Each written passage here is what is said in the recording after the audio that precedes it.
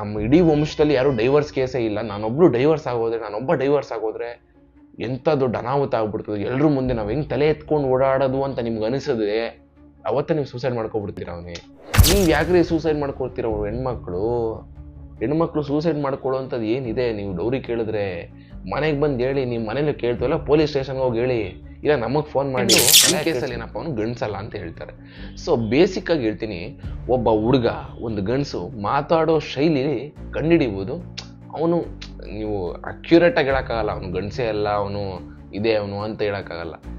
ಒಂದು 90% ಗಂಟ ಹೇಳ್ಬೋದು, ಓಕೆ ಸಮಥಿಂಗ್ ಇಸ್ ರಾಂಗ್ ಇಲ್ಲಿ ಅಂತ ಹೇಳ್ಬೋದು. ಅಕಸ್ಮಾತ್ ನಿಮ್ಗೆ ಆಯ್ತಾ ಇಲ್ವಾ, ನಿಮ್ಗೆ ಗೊತ್ತಾಯ್ತಾ ಇಲ್ವಾ, ನಮಗೆ ಫೋನ್ ಮಾಡಿ ನಾವೇ ಬಂದು ಚೆಕ್ ಮಾಡ್ಬಿಡ್ತೀವಿ ಬೇಕಾರೆ ಅವರು ಇದೋ ಇಲ್ವೋ ಅಂತ. ಯಾಕಂದರೆ ಇನ್ನೇನು ಮಾಡೋಕ್ಕಾಗಲ್ಲ. ಯಾಕಂದರೆ ಜನಕ್ಕೆ ಗೊತ್ತಾಗಲ್ಲ ಅಷ್ಟು ಜಡ್ರು ಅಂತ ಅಂದಾಗ ಇನ್ನೇನು ಸಹಾಯ ಮಾಡೋಣ ಜನರಿಗೆ ಬೇಕಾದರೆ. ಆ ಥರನೂ ಬೇಕಾದ್ರೆ ಅದು ಮಾಡ್ಕೊಟ್ಬಿಡೋಣ, ಬ್ಯಾಕ್ಗ್ರೌಂಡ್ ವೆರಿಫಿಕೇಶನ್ ಮಾಡೋದು ಗಂಡುಗಳಿಗೆ ಹೆಣ್ಣುಗಳಿಗೆ. ಅಕಸ್ಮಾತ್ ಈಗ ಒಂದೇ ಅಲ್ಲ, ಗಂಡಸರೇ ಪ್ರಾಬ್ಲಮ್ ಅಲ್ಲ, ಇವತ್ತು ಅರೇಂಜ್ ಮ್ಯಾರೇಜ್ ಆಗಬೇಕಾದ್ರೆ ಇವತ್ತಿನ ಕಾಲಕ್ಕೆ ನೀವು ಏನೇನು ವಿಷಯಗಳನ್ನ ನೋಡಬೇಕು. ರೀಸೆಂಟಾಗಿ ಒಂದು ಗಂಡ ಹೆಂಡತಿ ಇದರಲ್ಲಿ ವಿಷಯದಲ್ಲಿ ಗಂಡಸಲ್ಲ ಅವನು ಅನ್ನೋ ಒಂದು ಇದರಿಂದ ಹೆಂಡತಿ ಸೂಸೈಡ್ ಮಾಡ್ಕೊಂಡ್ಲು ಅಂತ ಒಂದು ನ್ಯೂಸ್ ಆಯಿತು. ಸೊ ಈ ಥರದ್ದು ಹಲವಾರು ನಡೀತಾ ಇದೆ. ಈ ಸೊಸೆದಿರು ಮದುವೆ ಆದಮೇಲೆ ಸೂಸೈಡ್ ಮಾಡ್ಕೊಳ್ಳೋದು ಏನಕ್ಕೆ ವಿಷಯ? ಒಂದು ವರದಕ್ಷಿಣೆ ಕೇಸ್ ಅಂತಾರೆ, ಇಲ್ಲ ಅವ್ನಿಗೆ ಯಾರೋ ಬಾಯ್ ಫ್ರೆಂಡ್ ಇದ್ದ ಅಂತಾರೆ, ಇವಳಿಗೆ ಯಾರೋ ಗರ್ಲ್ ಫ್ರೆಂಡ್ ಇದ್ಲು ಅಂತಾರೆ. ಸೊ ಈ ಥರ ಎಲ್ಲ ಇದೆ. ಈ ಕೇಸಲ್ಲೂ ಎಕ್ಸಾಕ್ಟ್ ಗೊತ್ತಿಲ್ಲ ಅವ್ರಿಗೆ ಗಂಡಸ ಇಲ್ವ ಅನ್ನೋದು ನಿಜ ಅನ್ನಿಸುತ್ತೆ. ಅದು ಬಿಟ್ಟರೆ ಈ ಥರ ಅವಳಿಗೇನೋ ಬೇರೆ ಅಫೇರ್ ಇತ್ತು ಅಂತ ಈಗೇನೋ ನ್ಯೂಸ್ ಬರ್ತಾ ಇದೆ. ಅವಳಿಗೇನೋ ಬೇರೆ ಅಫೇರ್ ಇತ್ತು, ಫ್ರೆಂಡ್ ಯಾರೋ ಬಾಯ್ ಫ್ರೆಂಡ್ ಇದ್ದ, ಆ ವಿಷಯ ಗೊತ್ತಾದ್ಮೇಲೆ ಜಗಳ ಆಯಿತು ಅಂತ ಏನೇನೋ ಇದೆ. ಅದೆಲ್ಲ ಹೂವಾಪೋಗಳು ಬಿಟ್ಬಿಡಿ, ನಮಗೆ ಬೇಡ. ಸೊ ಇಲ್ಲ, ಒಂದು ಪಿಕ್ಚರ್ ಏನಪ್ಪ ಅಂತಂದರೆ ಗಂಡಸಲ್ಲ ಹುಡುಗ, ಅವನ ಕೈಲಿ ಏನು ಮಾಡೋಕ್ಕಾಗಿಲ್ಲ ಅನ್ನೋ ಒಂದು ಕಾರಣಕ್ಕೆ ಬಿಟ್ಟೋಗ್ತಾರೆ. ಅವ್ರು ಸೂಸೈಡ್ ಮಾಡ್ಕೊಂಡ್ಲು ಅಂತ ಒಂದು ಪಿಕ್ಚರ್ ಇರೋದು, ಪೋರ್ಟ್ರೇ ಆಗಿರೋದು. ಸೊ ನೋಡಿ, ಇದೇನು ಹೊಸ ಕೇಸ್ ಅಲ್ಲ, ತುಂಬ ಕೇಸ್ಗಳಿದೆ. ಬೆಳಕಿಗೆ ಬಂದಿರೋದು ತುಂಬ ಕಮ್ಮಿ ಈ ಥರ ಕೇಸ್ಗಳು. ಎಷ್ಟೋ ಜನ ಕೋರ್ಟಲ್ಲಿ ಡೈವರ್ಸ್ ತಗೊಂಡು ಬಿಟ್ಬಿಟ್ಟಿರ್ತಾರೆ, ಮದುವೆ ಆಗಿರ್ತಾರೆ. ಮದುವೆ ಆದಮೇಲೆ ನೋಡಿದ್ರೆ ಅವನು ಗಂಡಸೇ ಅಲ್ಲ, ಅವನೇನು ಮುಟ್ಟೋದು ಇಲ್ಲ. ಬಟ್ ಅವರು ತುಂಬ ದೊಡ್ಡ ಹೈ ಕ್ಲಾಸ್ ಕೆಲಸದಲ್ಲಿರ್ತಾರೆ, ಒಳ್ಳೊಳ್ಳೆ ಫಾರಿನ್ ಕಂಟ್ರೀಸಲ್ಲಿರ್ತಾರೆ. ನಿಮಗೆ ಇಮ್ಯಾಜಿನೇಷನ್ ಇರಲ್ಲ, ಅವ್ನು ಗಂಡಸೇ ಅಲ್ವಾ ಯಾಕಂದರೆ ಈಗಿನ ತಂದೆ ತಾಯಿಗಳಿಗೇನು ಹಳೆ ಕಾಲದವರು ಅವ್ರಿಗೆ ಗೊತ್ತಾಗಲ್ಲ ಈಗಿನ ಜನ ಹೆಂಗಿದ್ದಾರೆ, ಈಗಿನ ಯೂತ್ ಹೆಂಗೆ. ಈಗ ಮುಂಚೆ ಥರ LGBT ಅದೆಲ್ಲ ಇರಲಿಲ್ಲ. ಅವಾಗೆಲ್ಲ ಎದುರುಕೊಳ್ಳೋರು ನಾಚ್ಕೊಳ್ಳೋರು ಹೇಳ್ಕೊಳಕ್ಕೆ ಈ ಥರ ಅಂತ. ಈಗ ಅವೆಲ್ಲ ಕಮ್ಯುನಿಟಿಗಳು ಸ್ಟ್ರಾಂಗ್ ಆಗಿದೆ. ನಾನು LGBT ಅಂತ ಅಂದಾಗ ಅವರು ಡೈರೆಕ್ಟ್ ತಲೆ ಕೆಡಿಸ್ಕೊಳ್ಳಲ್ಲ, ಹೇಳ್ತಾ ಇರ್ತಾರೆ. ಬಟ್ ಅದರಲ್ಲೂ ಸ್ವಲ್ಪ ತಂದೆ ತಾಯಿ ಎದುರುಕೊಂಡಿರ್ತಾರಲ್ಲ ಹುಡುಗರು ಗಂಡು ಮಕ್ಕಳು, ಅವ್ರಿಗೆ ಗೊತ್ತಾಗಲ್ಲ. ಏನು ಮಾಡೋಕ್ಕಾಗಲ್ಲ, ಮದುವೆ ಮಾಡ್ತಾರೆ ಅಂತಾರೆ, ಮನೇಲಿ ಮಾಡ್ಕೊಬಿಡ್ಬೇಕು ಅಂತ ಆಗ್ಬಿಡ್ತಾರೆ.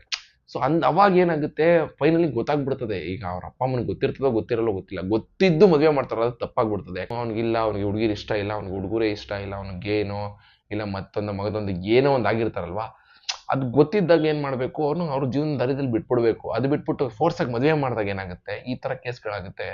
ಸೊ ಈ ಥರದ್ದು ಒಂದಲ್ಲ ಬೇಜಾನ್ಗಳಾಗಿದೆ. ಸೊ ನೋಡಿ ಸ್ನೇಹಿತರೆ, ಇವತ್ತು ಏನು ವಿಡಿಯೋ ಮಾಡಿದೆ ಏನಪ್ಪ ಅಂತಂದರೆ,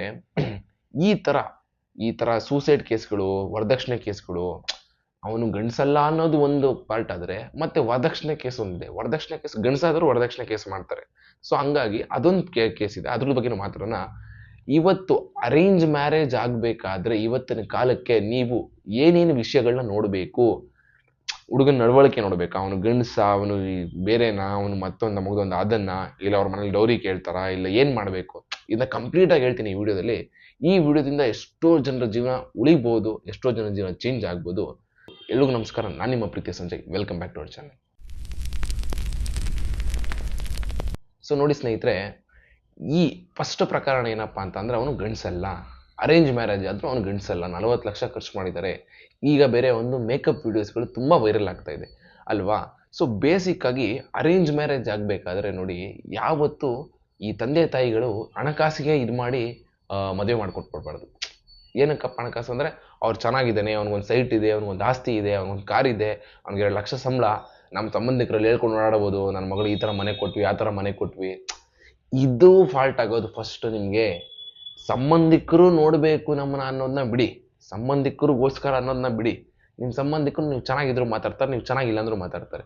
ನಿಮ್ಮ ಮಗಳನ್ನ ಫಾರಿನ್ ಅವ್ನು ಕೊಟ್ರೇನು, 1,50,000 30,000 ಸಂಬಳ ತಗೋತಾರೋ ಗಂಡನ ಕೊಟ್ರೇನು, ಖುಷಿ ಯಾರ್ದು ಇಂಪಾರ್ಟೆಂಟು? ನಿಮ್ಮ ಮಕ್ಳ ಖುಷಿ ಇಂಪಾರ್ಟೆಂಟು.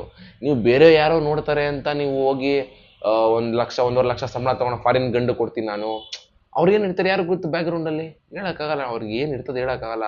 ಹಣ ಇದ್ರೆ ಎಲ್ಲ ಕೊಂಡ್ಕೋತಾರೆ ಅವರು, ಅರ್ಥ ಆಯ್ತಾ? ಹಂಗಾಗಿ ಅವ್ರ ಹಣ ಇದ್ರೆ ನೀವು ಅದ್ರ ಬಾಯಿ ಚುಪ್ ಮಾಡಬೇಕು. ನೀವು ಅವ್ರು ಏನೇ ಮಾಡಿದ್ರು ನೀವೇನು ಮಾತಾಡೋಕ್ಕಾಗಲ್ಲ.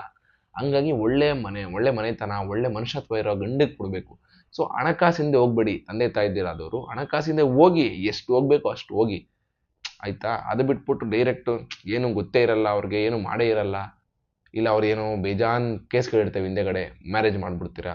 ಅವಾಗ ಏನಾಗುತ್ತೆ, ಈ ಥರ ಡೌರಿ ಕೇಸ್ಗಳು, ಇಲ್ಲ ಅಥವಾ ಈ ಥರ ಹಣಕಾಸಿದ್ದವ್ರು ಆಲ್ಮೋಸ್ಟ್ ಹೇಳಿದ್ನಲ್ಲ, ಅವ್ನು ಗಂಡಸಾಗಿರಲ್ಲ, ಇಲ್ಲ ಅವ್ರದ್ದೇನೋ ಪ್ರಾಬ್ಲಮ್ ಇರ್ತವೆ, ಅವ್ರು LGBT ಸಮಾಜಕ್ಕೆ ಸೇರ್ತಾರೆ ಅಂತ ಅಂದಾಗ ಅವಾಗ ಏನಾಗುತ್ತೆ, ಅವ್ರಿಗೆ ಆಗಲ್ಲ ಏನು ಮಾಡೋಕ್ಕೆ, ಅವ್ರಿಗೆ ಮುಟ್ಟಕ್ಕಾಗಲ್ಲ. ಎಷ್ಟೋ ಜನ ಅದನ್ನ ಅನುಭವಿಸ್ಕೊಂಡು ಒಳಗಡೆನೆ ಕೊರ್ಕೊಂಡು ಇನ್ನೂ ಜೀವನ ಮಾಡ್ತಾ ಇದ್ದಾರೆ. ಎಷ್ಟೋ ಬೆಳಕಿಗೆ ಬರಲಿಲ್ಲ ಅದು, ಬಟ್ ಎಷ್ಟೋ ಜನ ಈ ಥರ ಕೇಸ್ಗಳಾಗ್ಬಿಟ್ಟಿದೆ. ಸೊ ಅದಾಯ್ತಾ, ಒಂದು ಆಯಿತು. ಅವನು ಫಸ್ಟ್ ಅವ್ನ ಹಣಕಾಸನ್ನ ನೋಡಬೇಡಿ, ಒಳ್ಳೆ ಮನೆತನ ನೋಡಿ, ಬ್ಯಾಕ್ಗ್ರೌಂಡ್ ವೆರಿಫಿಕೇಷನ್ ಮಾಡಿ ಗಂಡದು.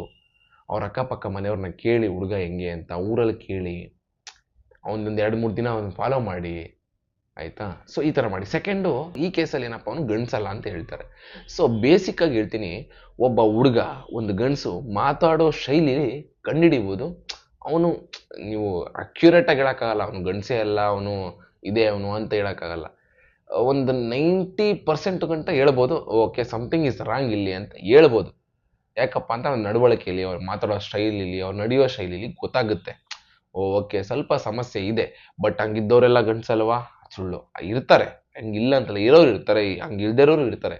ಬಟ್ ಬ್ಯಾಕ್ಗ್ರೌಂಡ್ ವೆರಿಫಿಕೇಷನ್ ಇದೆಯಲ್ಲ, ಮೇಯ್ನ್ ಅದು ಮಾಡಿ, ಅಲ್ಲೇ ಗೊತ್ತಾಗ್ಬಿಡ್ತದೆ ನಿಮಗೆ ಅವ್ನು ಗಂಡಸಲ್ವ ಹೆಂಗಸಲ್ವ ಅಂತ. ನೀವು ಅದು ಬಿಟ್ಬಿಟ್ಟು ಏನೂ ಇಲ್ಲ, ಒಳ್ಳೆ ಚೆನ್ನಾಗಿ ಮಾತಾಡ್ತವನೆ ಗಂಡು, ಚೆನ್ನಾಗಿ ನಮ್ಮ ಜೊತೆ ಎಲ್ಲ ಬೆರೀತವನೆ ಅಂತ ಅಂದ್ಬಿಟ್ಟು ಮದುವೆ ಮಾಡಿಕೊಟ್ಟಾಗ ಈ ಥರ ಕೇಸ್ ಆಗಿಬಿಡ್ತದೆ. ಆಮೇಲೆ ಈ ಥರ ನಾನು ಇದನ್ನ ಎಕ್ಸ್ಪ್ಲೈನ್ ಮಾಡಿ ಹೇಳೋಕ್ಕಾಗಲ್ಲ ನಿಮಗೆ. ನೀವು ಚೆಕ್ ಮಾಡಿ, ನೀವು ಮಾತಾಡೋದ್ರಲ್ಲಿ 4-5 ಜನ ಕೇಳಿದ್ರೆ ಗೊತ್ತಾಗೋಗ್ತದೆ.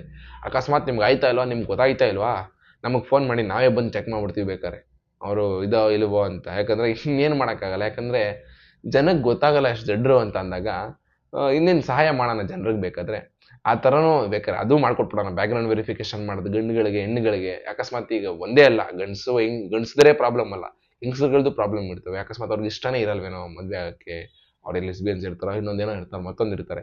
ಸೊ ಹಂಗಾಗಿ ಅವಾಗ ಏನಾಗುತ್ತೆ, ಇಲ್ಲ ಅವ್ರಿಗೆ 4-5 ಜನ ಪಾಸ್ಟ್ ಇರ್ತಾರೆ, ನಾಳೆ ದಿನ ಗೊತ್ತಾಗುತ್ತೆ ಮದುವೆ ಆದಮೇಲೆ, ಅವ್ರಿಗೆ ಇಷ್ಟ ಇರಲ್ಲ, ಹಳೆ ಬಾಯ್ ಫ್ರೆಂಡ್ಗಳು ಇರ್ತಾರೆ. ಸೊ ಈ ಥರ ಎಲ್ಲ ಗಲೀಜ್ ಇರ್ತದೆ ರಿಲೇಷನ್ಶಿಪ್ಪಲ್ಲಿ. ಆವಾಗ ನಿಮ್ಗೆ ಆ ಥರ ಅಷ್ಟು ಡೀಟೇಲಾಗಿ ಬೇಕಪ್ಪ ಅವ್ರ ಬಗ್ಗೆ ವಿಷಯಗಳು, ಡೀಟೇಲಾಗಿ ಅಂತಂದರೆ ನಿಮಗೆ ತೀರಾ ಗೊತ್ತಾಗಬೇಕು ಬ್ಯಾಕ್ಗ್ರೌಂಡ್ ವೆರಿಫಿಕೇಷನ್ ಅಂತ ಅಂದಾಗ ಬೇಕಾದ್ರೆ ಹೇಳಿ, ಬೇಕಾದ್ರೆ ಬ್ಯಾಕ್ಗ್ರೌಂಡ್ ವೆರಿಫಿಕೇಷನ್ ಮಾಡಿಬಿಡೋಣ ನಾವು. ನಮ್ಮ ನಂಬರ್ ಕಾಂಟ್ಯಾಕ್ಟ್ ಮಾಡಿ, ಸಮ್ ಚಾರ್ಜಸ್ ಮಾಡಿ ನಿಮಗೆ ಬ್ಯಾಕ್ಗ್ರೌಂಡ್ ವೆರಿಫಿಕೇಷನ್ ಮಾಡಿಕೊಟ್ಬಿಡ್ತೀವಿ ಬೇಕಾದರೆ. ನಿಜ ಹೇಳ್ತಾರೆ, ಸೀರಿಯಸ್ ಆಗಿ ಹೇಳ್ತಾರೆ. ತುಂಬ ಜನಕ್ಕೆ ಗೊತ್ತಾಗಲ್ಲ, ಹಣಕಾಸು ಇರ್ತದೆ ಎಲ್ಲರ ಹತ್ರ, ಬಟ್ ಅವ್ರು ಬ್ಯಾಕ್ಗ್ರೌಂಡ್ ವೆರಿಫಿಕೇಷನ್ ಮಾಡೋಕೆ ಅವ್ರಿಗೆ ಗೊತ್ತಾಗ್ತಾರಲ್ಲ. ಸೊ ಹಂಗಾಗಿ ಅದನ್ನೂ ಒಂದು ಮಾಡ್ಬಿಡೋಣ, ತೊಂದರೆ ಇಲ್ಲ. ಯಾಕಂದ್ರೆ ಹಂಗೆ ವಿಡಿಯೋ ಮಾತಾಡ್ತಾ ನಾನು ಹೇಳ್ತಾ ಇರೋದು, ಮಾಡೋಣ, ತೊಂದರೆ ಇಲ್ಲ. ಸೊ ಹಂಗಾಗಿ ಫಸ್ಟ್ ಇದೆರಡು ಚೆಕ್ ಮಾಡ್ಕೊಳ್ಳಿ. ಅವ್ನ ನಡವಳಿಕೆ ಇದರಲ್ಲಿ ಗೊತ್ತಾಗ್ಬಿಡ್ತದೆ ನಿಮಗೆ, ಅವನು ಗಂಡಸ ಅಲ್ವಾ, ಅಷ್ಟು. ಇವೆರಡು ಆಯ್ತಾ. ಮೂರನೇದೇನಪ್ಪ ಪಾಯಿಂಟ್ ಅಂತ ಅಂದರೆ, ಫೈನಲಿ ನೀವು ಮದುವೆ ಆಗ್ತೀರಾ, ಅವನು ಗಂಡಸು, ಅವನು ಡೌರಿ ವರದಕ್ಷಿಣೆ ಕೇಳ್ತಾವನೆ, ತುಂಬ ಕಾಸು ಕೇಳ್ತಾವನೆ. ನೀವು ಯಾಕ್ರಿ ಸೂಸೈಡ್ ಮಾಡ್ಕೊಳ್ತೀರ? ಅವ್ರು ಹೆಣ್ಮಕ್ಳು ಸೂಸೈಡ್ ಮಾಡ್ಕೊಳ್ಳೋವಂಥದ್ದು ಏನಿದೆ? ನೀವು ಡೌರಿ ಕೇಳಿದ್ರೆ ಮನೆಗೆ ಬಂದು ಹೇಳಿ, ನೀವು ಮನೇಲಿ ಕೇಳ್ತೀವಲ್ಲ, ಪೊಲೀಸ್ ಸ್ಟೇಷನ್ಗೆ ಹೋಗಿ ಹೇಳಿ, ಇಲ್ಲ ನಮಗೆ ಫೋನ್ ಮಾಡಿ. ತಲೆ ಕೇಳಿಸ್ಕೊತೀರ, ನೀವು ಏನಕ್ಕೂ ಎದುರ್ಕೊಳ್ಳೋಂಗಿಲ್ಲ. ಡೌರಿ ಕೇಳ್ತಾರೆ, ವರದಕ್ಷಿಣೆಗೆ. ಈಗ ನೋಡಿ, ನಾನು ಹೇಳೋದು ಇಷ್ಟೇ, ನಿಮ್ಗೇನು ಅನಿಸ್ಬೋತೋ ನನಗೆ ಇವತ್ತು, ಇಲ್ಲ ನಾನು ಡೈವರ್ಸು ನಮ್ಮ ಇಡೀ ವಂಶದಲ್ಲಿ ಯಾರೂ ಡೈವರ್ಸ್ ಕೇಸೇ ಇಲ್ಲ, ನಾನೊಬ್ಬ ಡೈವರ್ಸ್ ಆಗೋದ್ರೆ ಎಂಥ ದೊಡ್ಡ ಅನಾಹುತ ಆಗ್ಬಿಡ್ತದೆ, ಎಲ್ಲರ ಮುಂದೆ ನಾವು ಹೆಂಗೆ ತಲೆ ಎತ್ಕೊಂಡು ಓಡಾಡೋದು ಅಂತ ನಿಮ್ಗೆ ಅನಿಸದೆ ಅವತ್ತೇ ನೀವು ಸೂಸೈಡ್ ಮಾಡ್ಕೊಬಿಡ್ತೀರಾ. ನೀವು ಸೂಸೈಡ್ ಮಾಡ್ಕೊಂಡ್ರೆ ಯಾರು ತಲೆ ಕೆಡ್ಸ್ಕೊಳಲ್ಲ ಕಣ್ರಿ. ನೀವು ಸೂಸೈಡ್ ಮಾಡ್ಕೊಂಡ್ರೆ ಒಬ್ರು ತಲೆ ಕೆಡ್ಸ್ಕೊಳಲ್ಲ, ಹೆಣ್ಮಕ್ಳು ಎಸ್ಪೆಷಲಿ. ಯಾರು ತಲೆ ಕೆಡ್ಸ್ಕೊತಾರೆ? 3 ತಿಂಗಳು ಹೇಳ್ತಾರೆ, 4 ತಿಂಗಳು ಹೇಳ್ತಾರೆ, 5ನೇ ತಿಂಗಳಿಂದ ಅವ್ರವ್ರ ಜೀವನ ಅವ್ರವ್ರದ್ದು. ತಿರ್ಗಾ ಗಂಡು ನೀವು ಏನು ಮದುವೆ ಆಗಿ ಬಿಟ್ಬಿಟ್ರೆ ಸೂಸೈಡ್ ಮಾಡ್ಕೊಂಡಿರ್ತಾರೆ, ಅವ್ರು ಇನ್ನೊಂದು ಮದುವೆ ಆಗಿರ್ತಾನೆ. ಅಂಡರ್ಸ್ಟ್ಯಾಂಡ್ ಮಾಡ್ಕೊಳ್ಳಿ, ಇದನ್ನ ಅರ್ಥ ಮಾಡ್ಕೊಳ್ಳಿ. ದಯವಿಟ್ಟು ಯಾರು ಸೂಸೈಡ್ ಮಾಡ್ಕೋಬೇಡಿ. ಸೂಸೈಡ್ ಮಾಡ್ಕೊಂಡ್ರೆ ನಿಮ್ಗೆ ಏನೂ ಸಿಗಲ್ಲ, ಯಾವುದೇನು ದೊಡ್ಡದಲ್ಲ. ಡೈವರ್ಸ್ ಕೇಸ್ ನಿಮ್ಮ ವಂಶದಲ್ಲಿ ಯಾರೋ ಡೈವರ್ಸ್ ತೊಗೊಂಡ್ರೆ ನೀವು ತಗೊಳ್ಳಿ. ಅಕಸ್ಮಾತ್ ಈ ಥರ ಡೌರಿ ವರದಕ್ಷಿಣೆ ಕಿರುಕುಳ ಅಂದ್ರೆ ತಗೊಳ್ಳಿ, ಏನು ತೊಂದರೆ. ಆ ಥರದ ಆ ಥರ ನೀವು ನಿರ್ಧಾರಗಳನ್ನ ಕೈ ಬಿಡಲೇಬೇಕು ಫಸ್ಟು. ಸೊ ಏನೇ ಸಮಸ್ಯೆ ಆದರೂ ಮನೆ ಅಂತ ಇದೆ, ಮನೆ ಕೇಳಿಲ್ವ, ನಿಮಗೆ ತೀರಾ ಗೊತ್ತಿರೋರು ಅಂತ ಇರ್ತಾರಲ್ಲ ಅವ್ರಿಗೆ ಹೇಳಿ. ನಿಮ್ಗೆ ತೀರಾ ಪರಿಚಯ ಇರೋರು, ಇಲ್ಲ ನಿಮಗೆ ತೀರಾ ಕ್ಲೋಸ್ ಸರ್ಕಲ್ ಅಂತ ಇರ್ತಾರಲ್ಲ ಅವ್ರಿಗೆ ಹೇಳಿ. ಅವ್ರು ನಿಮ್ಗೆ ಏನಾದ್ರು ಈಚೆ ತರ್ತಾರೆ. ಸೂಸೈಡ್ ಮಾಡ್ಕೊಬಿಟ್ರೆ ಸರಿ ಹೋಗುತ್ತೆ, ಅದೆಲ್ಲ ಸುಳ್ಳು.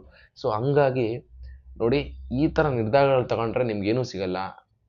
ಗಂಡ್ಮಕ್ಳು ಅಷ್ಟೇ, ಯಾರು ಈ ಡೌರಿ ಟಾರ್ಚರು, ಆ ಕಾಸು ತಗೋಬಾ, ಈ ಕಾಸು ತಗೋಬಾ ಬೇಕಾಗಿಲ್ಲ. ಫಸ್ಟ್ ಆಫ್ ಆಲ್ ಅವ್ನಿಗೆ 1,00,000 ಸಂಬಳ ಇದೆಯಾ, 50,000 ಸಂಬಳ ಇದೆಯಾ, ಖುಷಿಯಾಗಿ ಜೀವನ ಮಾಡ್ತಾರಾ? ಅಷ್ಟಿದ್ರೆ ಸಾಕು. ಅಷ್ಟಿದ್ರೆ ಮಾಡಿಕೊಡಿ. ಬೆಟರು ಇಲ್ಲ ಲವ್ ಮ್ಯಾರೇಜ್ ಆಗ್ಬಿಡಿ. ಸುಮ್ಮನೆ ಈ ಅರೇಂಜ್ ಮ್ಯಾರೇಜ್ಗಳೆಲ್ಲ ಅದು ತಲೆನೋವಿದೆ. ಅರೇಂಜ್ ಮ್ಯಾರೇಜು ದೊಡ್ಡ ಮುಖ್ಯ ಇದೆ. ಹೇಳಕ್ಕೆ ಕೂತ್ಕೊಂಡ್ರೆ ದೊಡ್ಡ ಕತೆ ಆಗ್ಬಿಡ್ತದೆ. ಸೊ ಅಷ್ಟು ಹೇಳೋಕ್ಕಾಗಲ್ಲ. ಇವತ್ತೊಂದು ಪುಟ್ಟ ವಿಡಿಯೋ ಮಾಡಿ ಇದ್ರ ಬಗ್ಗೆ ಹೇಳಿದ್ದೀನಿ. ಇಷ್ಟ ಆಗಿದ್ರೆ ಎಲ್ಲರೂ ಲೈಕ್ ಮಾಡಿ, ಶೇರ್ ಮಾಡಿ, ಸಬ್ಸ್ಕ್ರೈಬ್ ಮಾಡಿ. ನಿಮ್ಗೇನಾರ ಪ್ರಾಬ್ಲಮ್ ಇದ್ದರೆ, ಈ ಥರ ರಿಲೇಷನ್ಶಿಪ್ಪಲ್ಲಿ ಈ ಥರ ಏನಾದ್ರು ಸಮಸ್ಯೆಗಳು ನಿಮ್ಗೆ ಏನೇ ಇರಲಿ, ನಮ್ಮ ನಂಬರ್ಗೆ ಕಾಲ್ ಮಾಡಿ. ನಾವು ನಿಮಗೆ ಸಲಹೆ ಕೊಡ್ತೀವಿ. ನಾವು ಒಂಚೂರು ಈಚೆ ಥರ ಟ್ರೈ ಮಾಡ್ತೀವಿ. ಸೊ ತಲೆ ಕೆಡಿಸ್ಕೊಬಿಡಿ. ಯಾರಿಲ್ಲ ಅಂದ್ರೆ ನಾವಿದ್ದೀವಿ, ನಮಗೆ ಫೋನ್ ಮಾಡಿ. ಎಲ್ರಿಗೂ ನಮಸ್ಕಾರ. ನಾನು ನಿಮ್ಮ ಪ್ರೀತಿಯ ಸಂಜಯ್. ನೆಕ್ಸ್ಟ್ ವಿಡಿಯೋ ಸಿಗ್ತೀನಿ. Until then, thank you.